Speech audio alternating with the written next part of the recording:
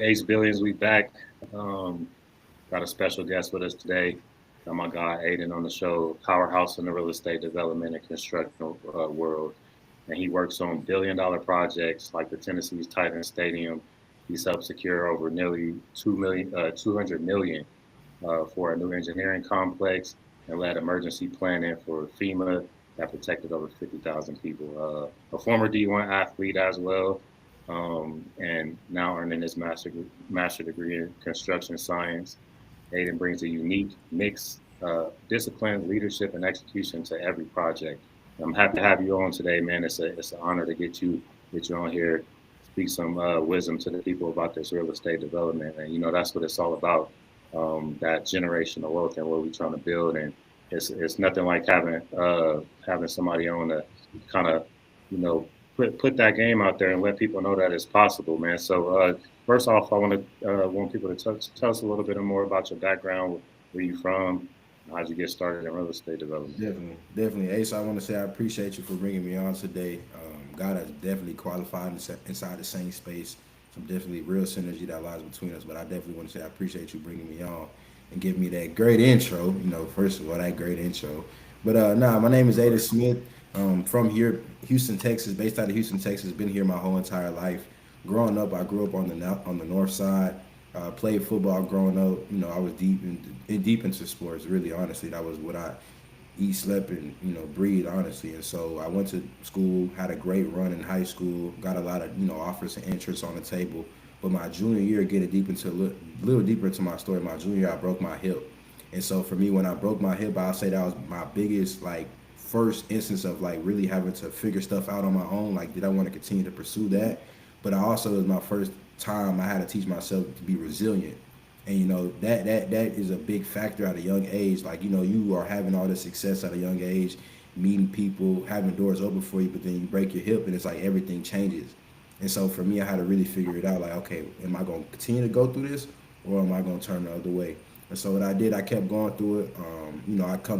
I actually got hurt, and I got hurt mid season, and so I was supposed to be out for 12 weeks. I ended up coming back in about 6, played in a playoff game, fully wrapped up. It was crazy, and we ended up losing that game. But I transferred schools. Once I transferred schools, it's a whole paper about me. If you search on my name and Klein Collins, you will see it's an article about me, and I got denied to play there. So I ended up going to private school my senior year. And when I got to my private school, my head coach was Michael Bishop. He's a runner-up, former Heisman for Kansas State. And so he instilled a lot of confidence and motivation into me, and that was just my early bring-ins. And so when I got to his school, they was 0-5, and when I got there, I just felt the camaraderie of the team and everything like that, and I got implemented real early. And so my first game, I had about 200 yards, 3 touchdowns. It was private school, so it was different from a 6A like me. And so I ended up turning the program. I don't even want to say I turned the program around. My team and everybody and everything we put in, we turned the program around, and we ended up winning the state championship that year. And so all those offers and everything started to roll back in. Like, I remember Colorado flew in to see me, Utah State. There was a lot of schools coming to fly in to see me, and I ended up just going on the East Coast with the FCS school. Brown University is a business school, like a top 10 business school out there on the East Coast. But the reason I stuck with them was because they showed me so much loyalty through the process of when I got hurt, so much loyalty through the process of me transitioning schools and everything like that. And so that was the biggest thing I really wanted to go to, loyalty and community. And so when I got to Bryant, I learned a lot about myself. It's a different environment. I'm a Texas boy, so being up there on the East Coast, it's snowing, negative degrees, everything like that. But I got to learn a lot about people, and I got to learn a lot about myself. And so that's when my mind really started to change on a whole broader aspect of like how things are put together, ownership and stuff like that. And that was like the early beginnings of my career. So when I got to Bryant, I studied project management. That was my degree, and I had a minor in communications. And so for me, I started seeing how projects are structured, management, timeline, schedules, everything like that from top to bottom. And so I playing ball, and I had a good run with ball. But after a year or so, I ended up transitioning to Tennessee State University. When I went to Tennessee State University, my head coach there was Eddie George, Hall of Famer for the Tennessee Titans. And Hey, yeah, so got to learn a lot underneath his leadership, and I had a great time there. And I think me being in Tennessee and see everything going on from internally to externally, of like school, the city, everything like that, it really started to open my mind up more and expose me to more things. And so when I got there, I played football there as well. But the biggest thing I started seeing was the conversations I was having amongst my peers wasn't the same conversation. Like I'm talking about Right. $1 million deals, I'm talking about ownership, and they're talking about the next play, which is not a bad thing. But so for me, my mental was like where I'm at mentally is not the same place where my feet is at. And so, Right. I got the opportunity. I broke my collarbone, and that's kind of what changed everything for me. I sat down, was like, really, what do you really want to do? What is the longevity play that you want to set up for yourself in the next 40, 50 years? And so I know people always talk about real estate. My parents are in real estate, but they do a different sector than me. And so when I really sat Mhm. down, I looked into it. I was like, this development, this game of everything, like, is what I'm looking for. And I tell people all the time, construction and development is kind of like what I did in sports. Like I played football and I played quarterback and I played receiver. So I'm structuring teams. I'm making sure that the plays go right. I'm knowing what everybody else is doing. And that's the same thing that correlates that is very adjacent to real estate development. And so Right. my junior year of college, I ended up getting the opportunity to work with the Tennessee Titans Stadium, the Tennessee Titans organization. It's a new stadium development going there. It will be done in 2027. It's a $2.1 billion development. It's a public and private partnership. So I got to meet the owner. I got to meet all the C-suite executives. I got to meet the project managers, the janitors, everything from top to bottom. Just seeing how everything was structured, and I learned that Right. minute. Seeing how deals were actually done, moved. I got to walk the stadium, different things like that. And so that's whenever my mind really changed because I got exposed to it. Like it's a $2.1 billion development, and I'm a young guy. Like I'm seeing like real Right. deals get done. And so those conversations early on really shaped me. And so, my school started to hear what I was doing and the opportunities I was given, and they brought me on to be a project manager inside of what our facilities department. So I was overseeing all the capital renovations, overseeing all the capital projects. Like I remember one of my first projects, like a commercial sign grade, about 30 feet tall, 25 feet wide. Like it was a Mhm. big, like signage project, but seeing things like that, carrying them from start to finish, and different stuff like that. So it really taught me how to be a better operator. And that's the one thing I really harp on is like anything that you do, you need to be a operator, a great operator. And you got to have systems. You got to have the people in place. You got to have a certain level of leadership, a certain level of composure, a certain level of poise and level head. You can't get too high, can't get too low. And so, like I said, I was coming from class, and I would leave from class, and I would go to the meetings with the board. So after that, to get into real estate development, I kind of learned construction. I seen how everything was, from an operational standpoint, and my mind kept growing. So what I did was, I took the step of faith into real estate development, and I started networking with all the top developers in Nashville. So it's a guy named Abram Mitchell. I learned a lot from him. He got a lot of development going on in Nashville, probably the biggest developer in Nashville right now, that's doing it. And I started learning the game with him, started watching him on YouTube, got around him a couple times in person, networking, and just really just learning from him how he structured his deals, how he carried himself, how he just like his team, the system, the processes, and learning those stuff like that. And he actually had an event, and he had some of his investors and everything like that at the event. So I started networking with his investors. And if you know anything about Nashville right now, like I said, it's a booming sector. It's a Right. million-dollar high sector. It's probably, I was doing the research last night up to like 3 a.m. in the morning. Nashville's number 6 on the list for development in the next year. So Houston's 5, I believe Dallas is 1, but Nashville's 6. So a lot of investors are coming in, buying infill lots. It's different from Houston. Houston has a lot of neighborhoods. Towards the city, they have more, infill developments, but Nashville is really infill developments everywhere. And so a lot of investors are buying up these lots, and I was just managing the investors' deals for them. So I was making sure that the money was protected, maximizing return to them. And that's how I got my step into the real estate game. And so, I Okay. started building up my Right. contact. So kind of touch back on that injury. I know that kind of shit made a shift for you. Yeah, Um, Same thing happened to me, man. It was a ACL on my end, like my yeah, senior season. Tore my ACL, was had trials to go to the league, try it out, and then just kind of after that injury, once you get injured, your whole mindset changes. Everything yeah, kind of shifts to now you're thinking about your body, you're thinking about your health, you're thinking about your longevity, and exactly. in the game, and then what are you going to do after that? Like what's after the game? So a lot of people don't think about that when they're young in the sport. and they coming Yeah, up in football, all they can think about is the sport. All you can think about is ball. exactly. What shifted it for you? Was it that how did your mindset change towards football, and then what made you kind of decide to take those same characteristics in football and turn them into what you're doing now with the real estate development? Yeah. So one thing I say is I'm an avid reader. And so I read books early on, Think and Grow Rich, Rich Dad, Poor Dad, and they always talk about assets and buying your time back. And so for me, what I Right. did, I'm a very analytical person as well too. And I started observing where my feet was at, honestly.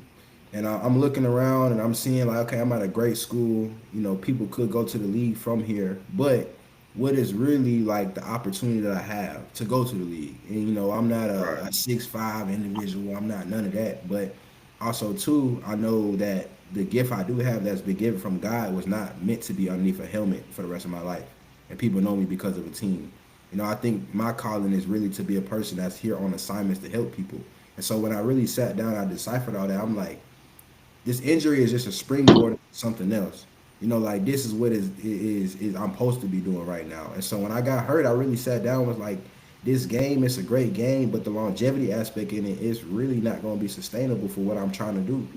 And when I looked into real estate, this is something that can benefit me for the years to come, but also benefit my kids, and generations on. And so early on, Right. I started listening to different people talk about ownership and looking up different stories of how they got started. And real estate was something that circulated highly. And so for me, I just found any way. I'm a hungry person. I found any way to get my feet and my hands onto it. And I really just had a belief system, almost obsessed. And I think it's great to be obsessed, but I had a belief system like this is what I got to do. And if I make this decision, I have to go all in with this. And so that was the biggest thing that turned for me is like when I got hurt, I'm like I can't keep putting my body on the line. I know I'm Yes. made for more. I know I'm built for more. I know I can think and see more for myself. What is the vehicle that's gonna get me there? And that's when I really was into real estate. I just jumped into a full lane. Honestly, I dropped the pads and I just jumped into a full lane. So I really would say I'm thankful for the opportunity God gave me to even have this type of vision and understand it and being able to articulate it the way I am. But that was really it wasn't. I would say it was a switch, but it was honestly something that was always in my mind. I've been an entrepreneur since I was younger.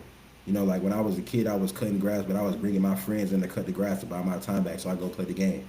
I was selling clothes, So you always getting had clothes, the entrepreneur getting mindset, boy. exactly. So getting clothes for my friends and reselling them for a higher profit. Like I was doing that. So it was always about ownership and buying the time back. So when sports did it, it was just like it's go time. You know, it's time to get right and go into real estate. No, that's the same thing with me, man. It was always entrepreneurship. I treated it like a sport. And Yeah. like you said, going back on touching being in the right vehicle, you could get in the wrong vehicle. If you going down a path where I'll say always set your goals first and kind of see where you want to be and see who who's in that space. Like Exactly. I had no role models growing up besides football players. So when I shifted my focus, I had to find someone I could model after. Hmm. And when I got into fitness, because I owned gyms before, like I was telling you before, I owned gyms, Yeah. and I never seen a billionaire in the fitness industry when it came to owning gyms like that. Hmm. So or being a personal trainer. So I had got in the wrong vehicle. It was the right vehicle for me at the time because it Yeah. kind of developed me into the entrepreneur, how to operate, how to the SOPs, and how to be a better leader. But at the same time, where I wanted to go, I needed to get into the right vehicle. So I Exactly. had to change my whole perspective on where are billionaires playing, where are the people that are building actual wealth, uh, where are their focus at right now. So that's kind of where I Exactly. had to shift to real estate as well as I had to be in the big leagues, man. So it's basically the same thing as football. You always start off in Pop Warner, always start off freshman JV, and then when you get to that varsity, when you get to that college and pro level, you got to level up not only your skill set, but you also got to level up in your environment Exactly. and the way that you think and the way that you play. So I see exactly where you're coming from when it comes to the correlation between the sports and the real estate. What's some of the big projects you guys are working on right now? What's something that you got cooking right now? Definitely. So right now, I'm part of a company, small platform, big platform actually called Base Financial. And what we did was, you know, we looked into our community first, and we are wanting to put money back into our community. Right now, if you look at the numbers economically on a micro and a macro level, inflation is beating everybody up.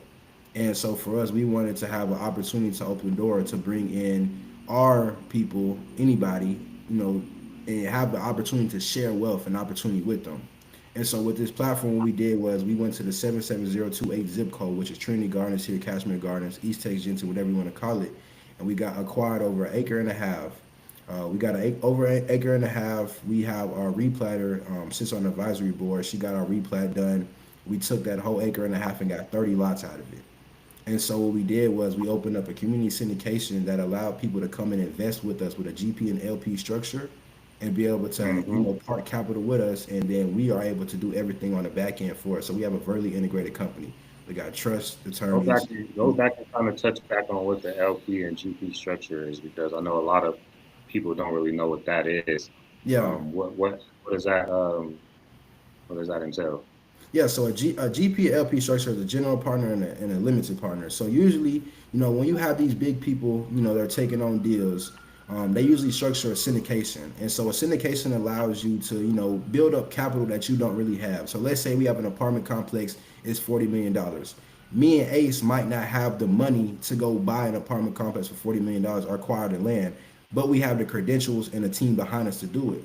And so we are the general partners. We're the one that calls the shots. We're the one that makes the decisions. We're the ones that's day to day actually going out there to the property, seeing stuff, making changes like that.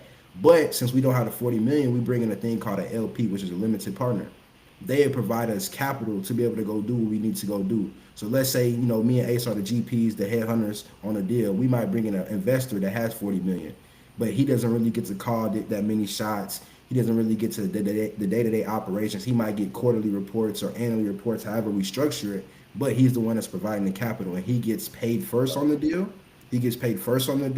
Sometimes they call it a waterfall, whatever the case they want to call it. He gets paid first, and then however you structure the terms on the back end is however he makes just residual income and how we get paid. So usually we get paid by, developer fees, management fees of the project, a percentage of the project. That's how we pull our capital out in the process. So on the simplest term, a GP is just somebody that's, been there, done that, and doesn't have all the money allocated to do the project, and they bring somebody else in to help provide the capital for it.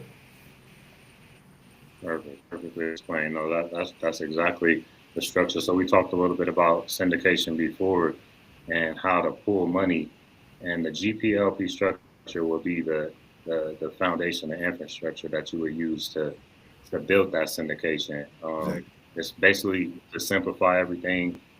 A person that operates, they find the deal, source the deal, and they operate the deal. They could be developers, they can be real estate investors, people that are professionals in the industry that have the skill set to manage the asset.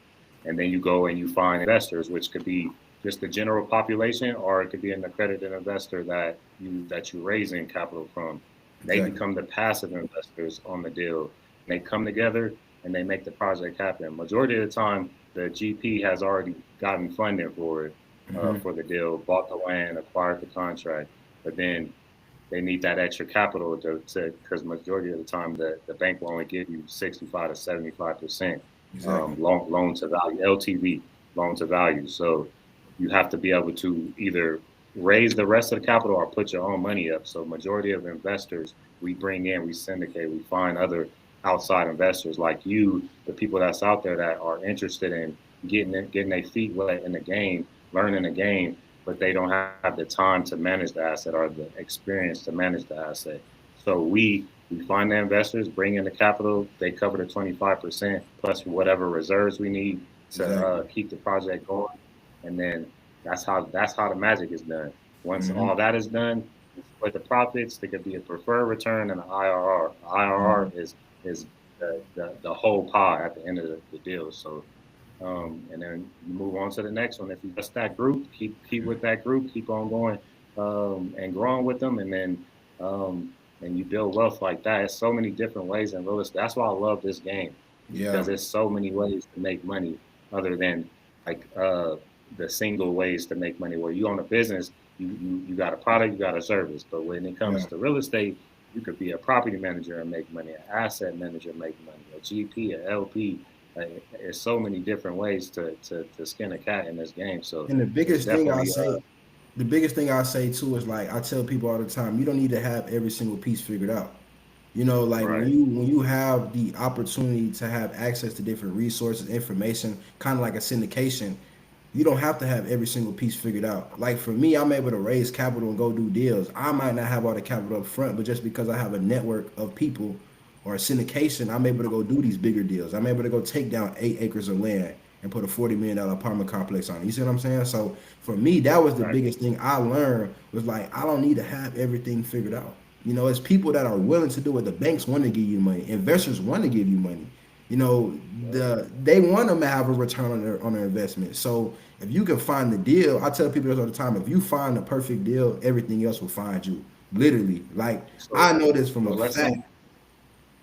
we're I talking know this now. from No, so let's say like a person just getting started. They unexperienced. They don't got the experience, but Mhm. they want to get into the game. What role you think they should come in on, or how would they enter the game to start getting Yeah. that track record? The first thing I always tell people to get into real estate, you got to learn how to analyze a deal. Real estate is a numbers game. Like Yeah. it's nothing more important in real estate but the numbers. I don't care if it's $1 million property, it looks good. If the numbers don't work, we're not doing it. You know, if it's an ugly Mhm. home, just because it's an ugly home doesn't mean it's a bad deal. Ugly home might have the highest ARV in return, or you know what I'm saying? It's different things. So I always tell people the biggest thing to get into real estate starting on the development side is learning how to analyze the deal and learning how to run your numbers. Understand ARVs, after repair values. That's what the home could sell for. Understand how appraisals work. Understanding how your renovation costs might work. Price per square footage. Um, how to acquire land, hard money loans, like different stuff. Like analyze how a deal numbers work and how to put a deal together. Because after that, everything else is just plug and play, almost like a pro forma, anything like that. It's plug and play. And so I always tell people learn ARVs first. Like that's the biggest thing you need to learn is ARVs. That's what banks loan off of. That's what investors want to know. That's what realtors will sell the house for. That's what you need to know. ARVs is the biggest thing. So when you I'll take you through a deal. So let's say you have a piece of land, a parcel of land is 100,000. And then the ARV for the area after everything is built up vertically, it sells for 350K. I like to get my land at 20% of the ARV price. So at like 300,000, like I did some deals off the top of my head. 300,000, I want my land to be 60,000 or less. That's the numbers I'm running off of to negotiate a real deal. And then from there, I say the second, if you want to, after you get into the game and start analyzing deals, you need to build you a team. Like point blank period. You have to build you a team. You need legal stuff. You need architects. You need contractors. You need appraisers. Anybody and everybody you gonna need on your team. I don't care the smallest person to the biggest person. You need the team structure because I promise you, you will not be able to do any of this by yourself at all. You might know it, you might can talk it, but you cannot. You only have 24 hours. You can't be everywhere at one time. So start building your team. I'll say first, honestly, to get in development, you want to partner with a good architect. You want to get a good architect. You want to get somebody that understands site plans, understands surveys, understands different stuff like that, because that is how you're going to extract your value from the land itself. You want to get a good surveyor in your phone. A surveyor is somebody that, if you see a parcel of land, you might not own that land. You might not be able to build on that land. So you want to get a survey to see exactly how the land, the topography is laid out, where easements may lie, if you have utility easements through it. In Texas, we don't have zoning, so we have deed restrictions. So, what things can or cannot be built on it, different things like that. You want to learn if this land is feasible. And that whole sequence is called due diligence. So you always want to do your due Mhm. diligence on the deal. And that's the biggest thing I say. And then after that, contractors. See, now contractors are hit or miss. You always want to find somebody that's credible, but it's like you gotta stay on them. Like it's not like you never pay them up front, but you wanna. Never I say to pay in thirds. from I from might pay for the from materials. experience. I never pay Yeah, up front, man. never pay them up front. Never, But you act because that out, man, for you sure. gonna pay whoever. He ain't gonna show up to the job site the next day. He gonna take a vacay trip. He out the country. He back in his country. So Exactly. I say paying They'll thirds. run off Always on the paying plug thirds. real quick. So I got Exactly. I say paying thirds. Maybe you. pay for the material up front, and then let them do what they gotta do, and then come back. Okay, you give them a little bit during the process. But like I And said, it keeps them motivated. Yeah, that's how you keep your contractors motivated. If you give it to them all up front, they don't really have nothing to work for. at Sometimes all. it's psychological. Like they literally will work harder knowing that they got that paycheck coming once Exactly. they get the job done. Exactly. And always structure them in phases. Always structure Mm-hmm. them in phases. And another I tip I just want to don't say have. too, another tip I want to say, people always ask me is like, how do I find contractors? One thing I really utilize a lot is going to these, master plan communities and seeing some of these big developers or big companies like a Lennar or Perry Homes and stuff like that. Who are they using? Because if they're Right. building these multi-million-dollar homes, these guys have to have some type of level of credibility. And yes, don't just go off their word, do your due diligence and vet them as well. But you already know if they're putting up $1 million home for a big company like Lennar or anything like that, they have some type of credibility behind them. Their assurance and bond, they have schedules, stuff like that. And you need to find the person that runs that whole operation. So what I do sometimes, Yep. if I'm driving around different areas, I might hop out. I keep some plans in my car of a certain build I like, and I just show them like, hey, I'm looking at doing this project, and they love it. They love work, so they really want some new work. So they would give you they contact, they would talk you through the deal, everything like that. But I'll say that's one way to help find contractor. And another thing is just word of mouth. You know what I'm saying? You have to network. You have to network in this game. Relationships are everything in this game. And so for And me, I was just about to touch on that. yeah, for That was the me, second most important thing is the network. If you yeah. don't know how to network, if you're scared to get out there and talk to people, shake hands, and meet people face to face, this is not a game where you could just Mm-mm, be in isolation. You got to get out mm-mm. there. You got to learn more, but at the same time, you got to be able to connect with the people that know what you don't know. Exactly Exactly. what we're saying. So that's one of the biggest things to me. I started off like that. I started off going out, putting the pieces to the puzzle first. Before I Mm-hmm. even went out and looked for a deal, it was like, this is all the things that I need. These are all the people I need to know. Yeah. And once I got the people, I found the deal. We was already ready to go. I already had buyers. I already had GCs on the project, Yep. and we was hitting the ground running. But no, Yeah. exactly what you're talking about. That networking. I tell people all the time, relationship is the new currency. It's the biggest currency. It's. I've been saying it for a month now. Like that's what's changed my life is relationships. I'm a young guy, but I got a lot of access to a lot of doors just because I've built these relationships. And the biggest thing I say too is like, always find a way to add value in any type of way. It might not be monetary. It might not be physical. It might just be a conversation, a perspective. Find a way to add value because nobody likes a person that's always asking or taking or anything like that. That's cool once y'all maybe build a relationship. You can ask for some things, but on the front value, you always want to add value some type of way. Me, I'm a person that's ambitious. I know my stuff. I can bring in investors. I can bring in capital. I can open doors up. I can structure meetings. I just got off a call with community county commissioner for a deal we're doing. So like I have these relationships that I'm able to bring to other people to access these doors for me. So that's what I say. And you can't be scared to network. Like Ace said, you cannot be scared to network. And the biggest thing too, I tell people that's just jumping in, kind of what I said earlier, you don't have to know everything. Like I'm dealing with an individual right now that's getting into real estate. They work a high paying, corporate job. But I'm like, tell people you're transitioning into real estate. Like, hey, Right. I'm an accountant, I've done this and I want to get into real estate. Can you please teach me? And that's where the mentorship aspect comes in. You definitely want to find somebody that's been there, done that, that can walk you through it and minimize your mistakes. That's the biggest thing because if you jump out here and do this by yourself, you're gonna bang your head.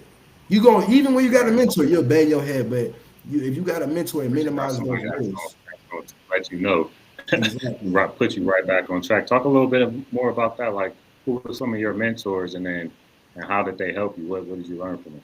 Yeah, so initially, like I said, I started off with Abram, Abram Mitchell guy. April Even look Mitchell. at yeah, Abram Mitchell. That's my guy. So it's crazy because I watched him on YouTube for a year straight before I met him in person. And so when I watched him, I just seen how he operated. And so he had a mastermind down there in Nashville. And I ended up paying. And this is another thing too. I'm gonna tell people invest in yourself. I ended up paying about $600 to get around in a room. And for me, that was the biggest thing I ever did in a mentor aspect way. Like, I purchased clothes and stuff, but I never really invested into myself in that type of way. And so when I Right. spent the money, I tell people all the time that's the best $500 I ever spent. I know it's only $500, but that was the best ever $500 I ever spent because that would really open the game for me. That's how I met somebody off that same deal that sent me a wire 25,000 the other day for my project, just because I invested in myself. So that's a return on investment. But I say all to say, Abram poured into me. I remember he had his event, and we were sitting on the bus. It was at Top Golf, and I sat right next to him, and we just talking the game. He teaching me some things, showing me how to structure some things and stuff like that. And we just kept in contact. We just kept a network, kept networking with each other, kept in contact, learning the game. But I say right now, it's two gentlemen that I'm, doing all my deals with, Mr. Sloan and Mr. Bilbo. Those guys right there, they have structured me so crazy. I say in the 4 months, 4 or 5 months of me knowing the doors I've been able to access has been crazy. And for me, they see me as a young guy that's ambitious, that's hungry. And I tell them all the time, I'm just here to be a steward to what the information you give me, the resources, everything to it. And they pour so much into me just as an individual, but into the community, so much that has been so like I can't even put words on how I feel because I know what's to come in the years to come and what they've already changed for me right now just by building that Right. relationship with them. So I say those guys have really took me underneath their wing and been able to teach me the game on a higher level. Like I say a year ago, I didn't really know what a syndication was. And now I'm doing syndication at the highest level. We're in conversation with Right. other funds, international funds is talking about sending 40 million 30 times to do 30. Like we're having crazy conversations, but I say me being able to be around them and learn the deal, learn things like that, and how to carry myself as a man, how to walk in the room, presence, stuff like that. Not even just real estate, but as a young man transitioning to a person that's gonna be a mogul real soon. Like they've been able to structure me and teach me a lot of things that I highly respect, and I can't thank them enough. Like I was on the phone with them today, and we were talking about some deals, and it's just like I just can't thank them enough. So those two guys, they gonna go down in history. Y'all gonna hear their name for sure, cause we gonna do some things for sure. I love to hear that because proximity is power, man. It's Yeah, really being around those people that are having those conversations. Sometimes you don't even know what's possible, and that's where a lot of people uh, get stuck at because they're not sitting in those rooms hearing those numbers. So when a yeah, person say 40 million, that's that they get anxiety. But yeah, when you're around that, you hear people talk about that, especially in the real estate world. As soon as I got from the fitness and the lounge and the nightlife and all that stuff that we do in Vegas, I yeah. start talking to millionaires. And millionaires talking about 40 million and 50 million and 200 million easy. Like it's just that's Exactly. just part of that's just part of the conversation. Those are the deals that they do. Yeah, So just being in there and seeing what's possible and what you actually have access to. Like a lot of in our community, in the Black community, we feel like we're blocked from certain conversations, blocked from yeah. certain access, and you really not. Like the America is as free as you want to as you make it. Mm-hmm. Of course, we always gonna have our obstacles. We always gonna have our haters. We always gonna have the past, the limited beliefs that we all have deep embedded in us. But getting past that is sitting around with people that are doing the thing, that have Exactly. gotten past those blockades, that have beat the odds and defeated the odds, and that's what kind of set me on my thing. As soon as people start having those conversations, I'm like, man, I'm in the game now, and Exactly. start attracting like attracts like. So you're around these people, you start doing these deals with them, you start Yeah. learning the information that they got. And honestly, it's the information that's actually the blockade. It's not nobody else stopping us.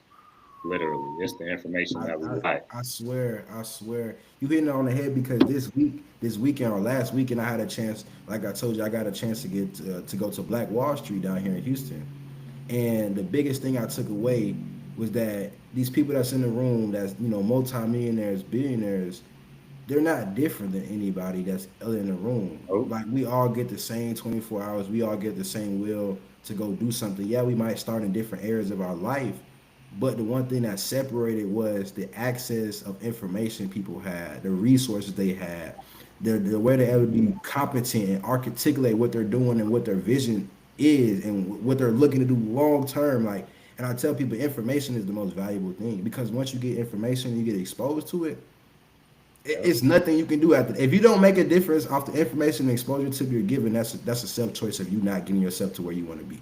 And that's the biggest thing I learned is like I'm receiving all this information, I'm storing it, but also you got to execute. You got to put action behind it. You got to go actually go do it. That's the second part that people get stuck on. They get all the information, but they never put it into something that can convert. And that's the biggest thing. Analysis paralysis. Exactly, biggest thing. And I still deal with it a little bit. You know, I overanalyze a lot of stuff. I'm not gonna sound perfect, but it's You like need to you know what you need to know before you move. exactly, exactly. So that's the biggest thing. Information has definitely changed my life. Exposure has definitely changed my life.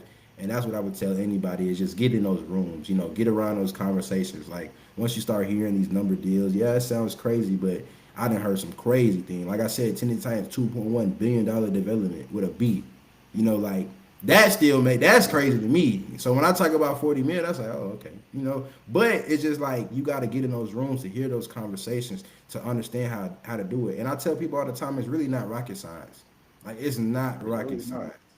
It's simple. It's simple once you understand the game, and that's kind of what anything you do, like playing sports. Once you understand the position, now it's just repetitions. You know, now it's just All running the right, so play over and over. I got a question from the people.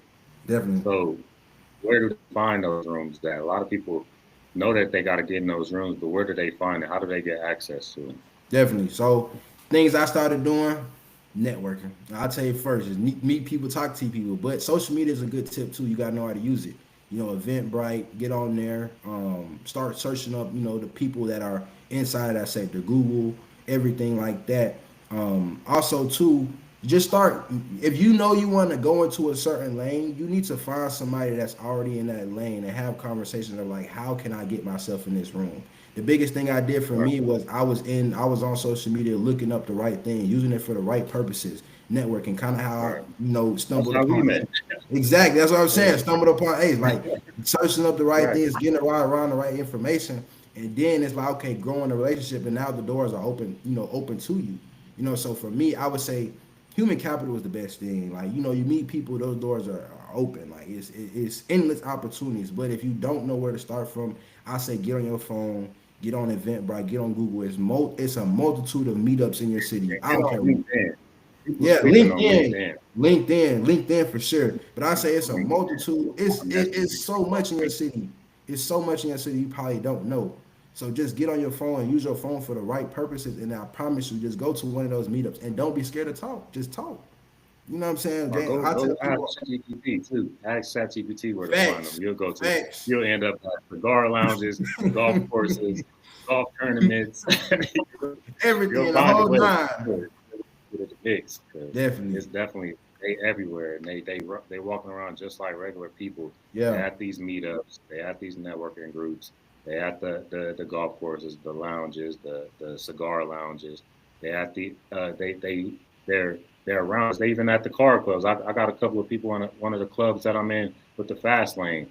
All of them are ready to go when it comes to investing. And a lot of them are big investors. So Yeah. you got access. You just got to get outside. You got to step out and step out your comfort zone And even to that, I'll because say this: like, you don't even gotta change nothing you're doing now. Just open your mouth and talk. You know, like you go into the yeah, grocery store, have a conversation with somebody. Hey, you know, start the conversation off. You know, say something. You know, but hey, I'm looking to get into real estate. Do you know anybody that's into real estate? You never know what right, other person could open doors for you. So I just like you don't even gotta change your everyday life or your whole ordeal. Just incorporate it in your regular life. Just open your mouth, start telling people. I tell people all the time, if you can't tell people what you're trying to do, can't nobody help you. You know, and so that's the biggest right. thing I've been able to do is articulate my vision. And I don't have everything down to a T, but I'm able to articulate and tell people what I'm looking to do, what I'm doing, and that has helped me springboarded me honestly to have different opportunities. So just go to the grocery store, ask your barber, ask Do your you feel like hairstylist. some of us lead with pride? You think some of us too prideful to get out there and Yeah, ask? yeah, I mean, you gotta drop that ego. You gotta drop that ego. You gotta drop that pride because when you get into the game, this game is a very, you know, credible old industry dominated, you know, by people that sit up high game. So I say getting in, you gotta drop that pride. You gotta drop that ego. And that's what I said. When you go to these meetups, you don't gotta act like you know everything. Just be like, hey, I'm getting Right, into real estate. I don't know it. If I don't know it, ask questions. That's one thing I pride myself on. I'm gonna ask questions. I don't care. I don't same, care if it makes me look same. dumb, stupid. I don't. I don't care. I'm gonna ask questions until I understand it. And people honestly love that. You know, people want to give you the game. People want to the right people. I say they want to give you the game. They want you to ask questions to get more intrigued. Just don't drain them, but honestly ask the right questions and follow the conversation. Follow up. Stay in their face.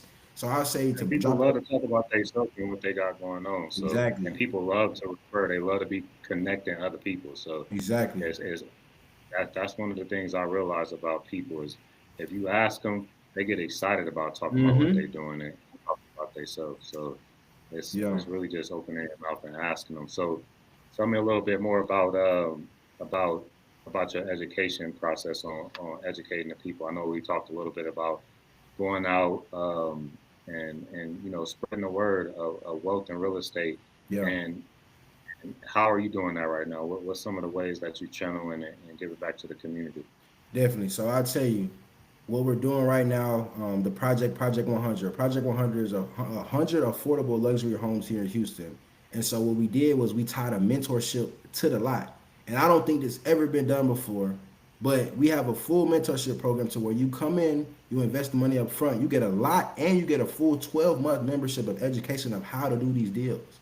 So we tell Mm, people we want to give you all the information up front. We don't want to gatekeep a single thing. We give you access to our network. We give you access to anything you need, tools, guidance, LLC structures, funding, different stuff like that. And so that's been a big way we've been able to raise capital and bring people into our syndication. And so we've been able to teach them how to do deals, how to diversify your portfolio, 1031 exchanges, trust, life insurance, stuff like that. And this is what's been our selling point of how to get people in. And it's not that we're misleading them or misguiding them, but this is the truth you have to have. You have to understand these things to do these type of deals. Because if not, you right. will never understand. You will never be able to come to the table and do the deal like that. So for me, education is a big aspect. I tell people all the time, like if you can understand it, the only thing that's blocking you from what you want to do is the information and the educational aspect. If you can understand that piece, you can go do whatever you want to go do. You know, like that's why a lot of people work jobs because they don't know how to get on the other side. They only know how to be a consumer. But if you understand how to run the business, you would never work that job again. You know, and so we want Exactly. people to come in and learn the information, how to analyze deals, how to put deals together. And so for me, what I've been doing is I've been holding events here in Houston. I have one coming up December 13th and 14th. I'll send you the link and maybe you can drop it whenever you drop this. And people can come out and learn and meet the rest of the team. It's over 150 years of experience in one room. We have financial services people, CPAs, legal attorneys, trust attorneys, builders, everything you can network with inside that room. But education was so big, we've been able to structure that. I've been able to help people, get into position for the projects, helping them with LLC structure. So I say for me, education has been a big tip of what we've been able to use to structure our syndication. We have an educational real estate company, and so we bring people in. We don't want all your capital. We want you to go take this capital, learn the game, and go take off and go do with everything. That's why our platform is called Base. We want to get you on base so you can make that home run play. So I say education has been a big tip. I'm real big on community. I want to give people the access and information I've been able to receive because I don't want to be the only person at the top. I want to pull everybody with me I can, the right people with the right mindset and the right heart to go do whatever they want to go do and aspire to do, honestly. I love that, man. Yeah. So drop on how we can find you, how we can connect with you. Um, do you got your social media, and then how can people get in touch with you? Definitely. So my social media is Aiden, AIDENN 4PF. I'm gonna change that soon.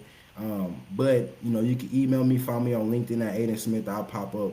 My TikTok is AIDEN 4PF. You can look me up anywhere. And honestly, just reach out. I'm a very open guy.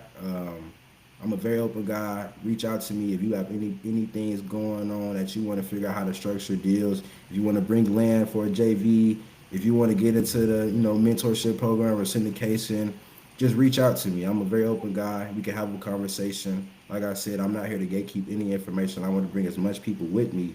I'm the same person you talk to me every single time. High energy, ambitious. I'm a think big, everything like that. So you just reach out. Honestly, reach out. My name will be circulating in the next couple of years. I'll be doing some big things here in Houston for sure. But I'm just getting started. I'm getting my feet planted. I think, like I was telling my mentor this morning, Genesis in the first 6 days, you know, God got the earth created. He you know, he separated light from the darkness and you know the sea from water. And so for right now, I'm in my foundational phase. Like I'm getting things in place to position myself for the next years to come. And so I really just want to build that community. I want to build everything like that. So reach out, everybody, reach out to me. We'll have some events going on. We can search for some phone calls and different things like that. But I definitely want to, you know, talk to these people, whoever wants to engage, collaborate, build together, whatever the case is. So that's how you can get to me, get in contact.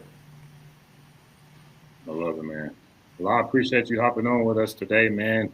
We definitely gonna do this again. We got a lot more to talk about, Yeah. and of course, as we do our phases and keep going through these things and reaching success and getting to the next level. I want to continue to stay keep the narrative alive, keep open, keep telling our story as we go through this journey, and that's what it's all about: taking people with us on the journey.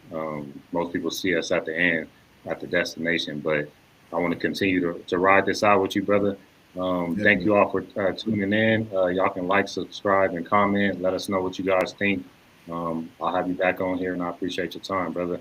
Yes, sir. Ace, I appreciate you. Let's do it again. We got to get a part two to these people. So I appreciate you. Yes, sir. Let's get this out. You know, everybody reach out. Let's do it. I can't wait for the next one. Awesome, man.